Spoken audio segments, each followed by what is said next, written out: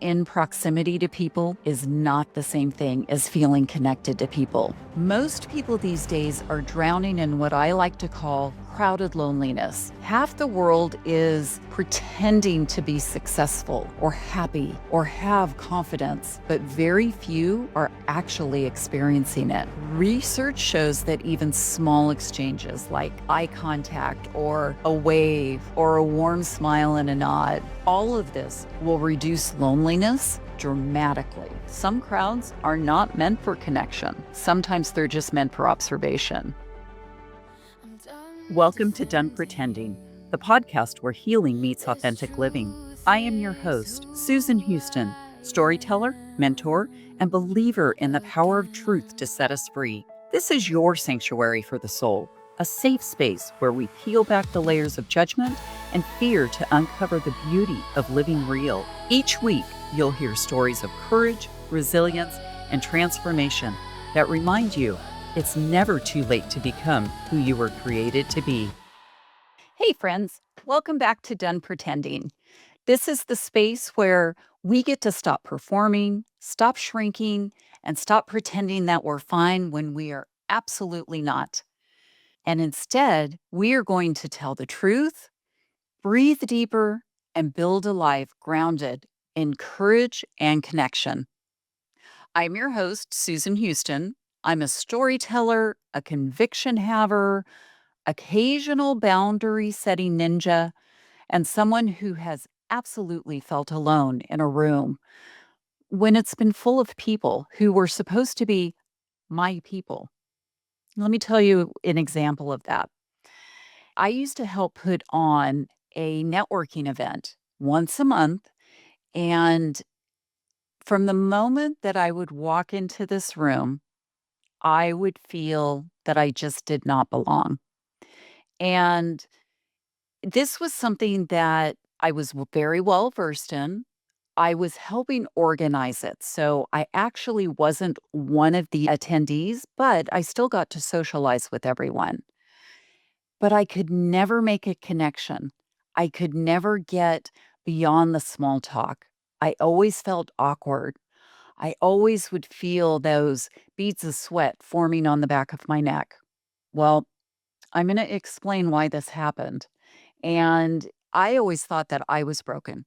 I always thought that something must be wrong with me. Either I don't have enough confidence, or maybe I'm just not good enough to be in this room full of all these business owners. And that's not true at all. Today's episode is finding connection, and while feeling alone in a crowded room is much more common than you think. All right, let's start with some truth. Being in proximity to people is not the same thing as feeling connected to people. You can be at a networking meeting or a family gathering, church, or even at a concert with 30,000 other people, and you still could feel like you are behind this plexiglass in front of you. You are not connected to anyone. Why? Well, your brain has a little network called the default mode network. Basically, it's the part that processes your thoughts of self in relation to others. It lights up when you're around people, but when you feel seen, understood, and safe, not just being in a room. Your brain, when you get in a room that you don't feel attunement to, it's like, cool, there's people everywhere, but none of these people are my people. Proceed with emotional caution, is what it's going to tell you. And that's why you can walk into a party and instantly feel the internal, nope. We are wired for connection. Research shows that when you feel connected, your brain waves actually sync with the person that you're talking to. And when you don't, your body knows that that connection is missing. Also, busyness is not belonging. Most people these days are drowning in what I like to call crowded loneliness. We have endless conversations or surface level check ins, constant digital notifications, and group chats that we haven't opened in weeks. And yet, a lot of us are still emotionally malnourished. Why? Because connection isn't about quantity, it's about depth. And your brain definitely knows the difference. Here's where most people get caught, including high achievers, leaders, and even caregivers. You feel alone, but then you start to judge yourself for feeling alone, which makes you isolate more, which intensifies the loneliness. And now you're stuck in what psychologists call the social threat loop. Let me explain what that is. Historically, isolation meant death, not metaphorical death, but there's a saber-toothed tiger behind me and I need to find my tribe right now. So your nervous system goes into hyper alertness, overthinking, self doubt, and even emotional shutdown. A lot of us label this as I'm awkward, or I don't fit in, or I'm just an introvert. People don't like me, and something must be wrong with me. Nope, it's biology doing its overly dramatic thing. It's not trying to punish you, it's actually trying to protect you. So, why does modern life supercharge loneliness? Why does alone in a crowd feel so much more intense these days? Well, number one, we have replaced presence with performance. Half the world is pretending to be successful or happy or have confidence, but very few are actually experiencing it. Your nervous system doesn't connect with other people's performance or pretending. It connects with them in their human ways, in depth. Also, number two, digital connection does not give you what the brain needs. A like will give you a hit of dopamine, but a real conversation, that will get your oxytocin going. Dopamine is basically like the dollar store version of connection, where oxytocin is more like the Bloomingdale's version, the high end, top shelf version. Also, we are overscheduled and undersupported. Many of us have contacts, clients, and followers, but not many of us have witnesses. Your brain needs witnesses, people who can actually see your truth. And number four, we don't talk about loneliness. Most of us are actually ashamed of it, which is ironic because everyone has felt it and it never goes away. You will always have moments of feeling lonely. It's universal, but silence about loneliness is optional. And also, silence is what keeps it in power. So let's talk about breaking this pattern of feeling alone in the crowd. First, you need to call out this truth. You can do it internally, though. Say to yourself, I am not disconnected because something is wrong with me. I'm disconnected because I'm craving real connection. Honesty will disrupt shame instantly. Then, number two, find one person in the room who feels safe. It's not going to be the loudest or the most influential, and not the one everyone is gravitating to. It's the one who feels grounded, kind, non judgmental, and non performing.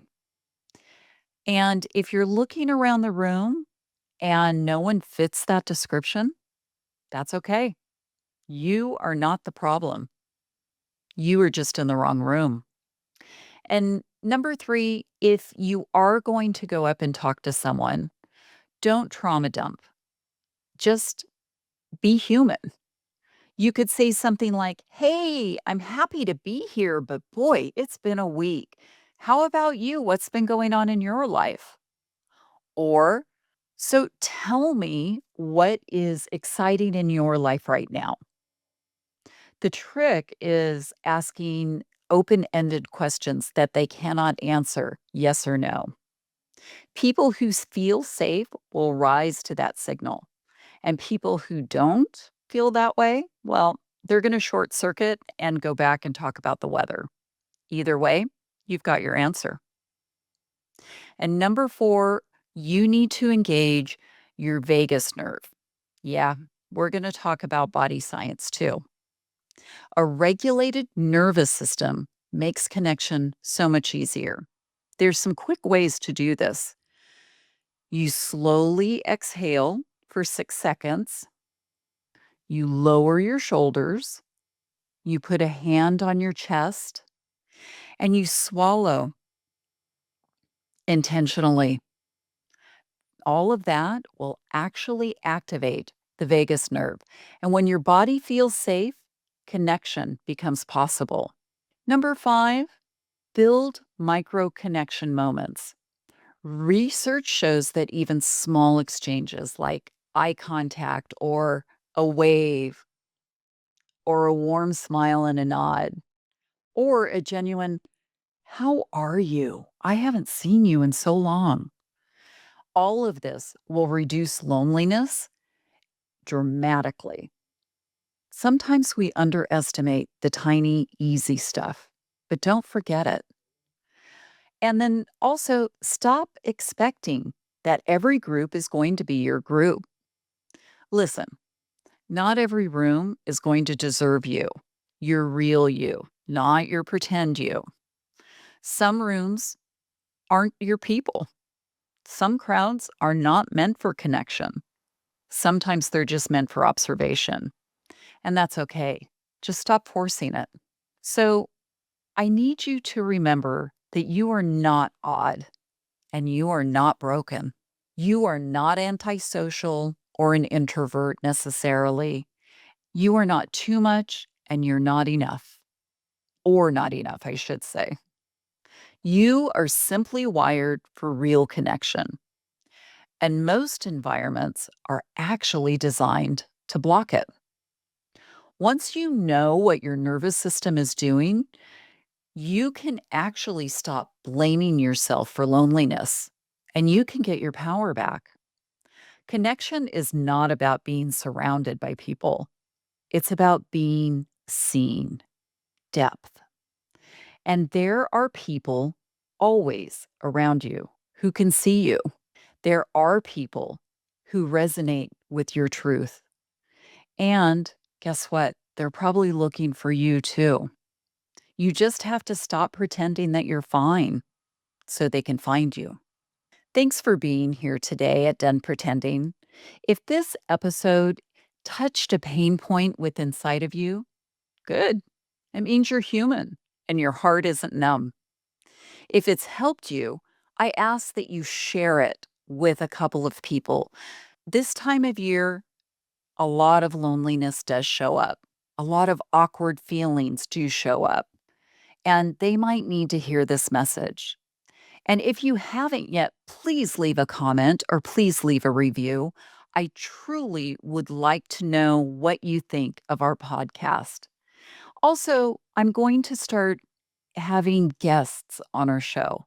So if you think that you have a story to tell about a time that you were judged or a time that you really pretended to be something that you weren't, but you overcame that, I want to hear it.